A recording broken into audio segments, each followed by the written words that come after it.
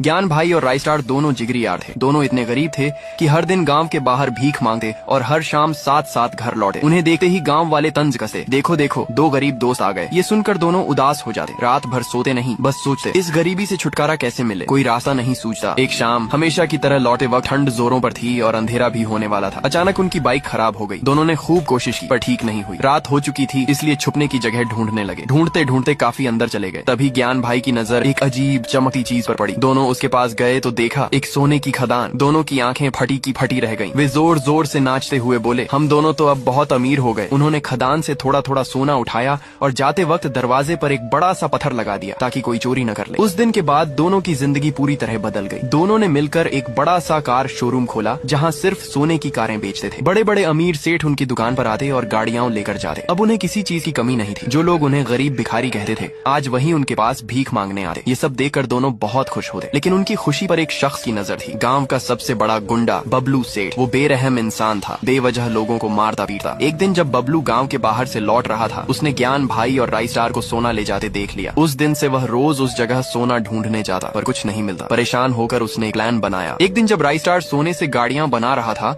अचानक सोना खत्म हो गया। वह जल्दी से ज्ञान भाई के पास गया और बोला, ज्ञान मेरे भाई, सोना खत्म हो गया, तुम जल्दी खदान जाओ और सोना लेकर आओ। ज्ञान भाई गाड़ी में बैठा और सोना लाने निकल पड़ा। उसे क्या पता था कि उनकी बात बबलू सेठ सुन रहा था। बबलू ने ज्ञान भाई का पीछा किया और कुछ ही देर में खदान के पास पहुंच गया। उसने चुके से देखा ज्ञान भाई धीरे से एक पत्थर के सामने खड़ा हुआ और बोला, खुल जा वरना राइस्टार आ जाएगा। ये सुनते ही पत्थर हट गया। ये सब देख बबलू बहुत खुश हुआ। दूसरी तरफ राइस्टार अभी भी ज्ञान भाई का इंतजार कर रहा था। उसने कहा, ये ज्ञान तो आने में बहुत देर कर रहा है। आखिर में परेशान होकर वह खुद खदान पहुंचा। अंदर जाकर देखा उसका दोस्त ज्ञान भाई बेहोश पड़ा था। राइस्टार ने उसे उठाया और बोला, क्या हुआ ज्ञान, तेरा ये हाल किसने किया? ज्ञान भाई ने सारी बात बताई। मैं सोना उठाकर गाड़ियों में बाहर रख रहा था, तभी अचानक बबलू सेठ आ गया। मैं उसे देखते ही हैरान रह गया, लेकिन उसने मुझ पर हमला करके बेहोश कर दिया और खदान का सारा खजाना लूट कर ले गया। राइस्टार ये सुनते ही गुस्से से लाल हो गया। उसने ज्ञान से कहा, तू हॉस्पिटल जा, मैं अभी उस बबलू सेठ को मजा चखा कर आता हूँ। दूसरी तरफ बबलू सेठ बहुत खुश था और बोल रहा था, अब मैं भी राइस्टार जैसा अमीर बन जाऊंगा। वह खुश हो ही रहा था कि अचानक उसे किसी की आवाज आई। तभी वहाँ राइस्टार आ गया। बबलू ने उसे देखते ही कहा, तुझे मारना है क्या? राइस्टार ने चिल्लाकर कहा, बबलू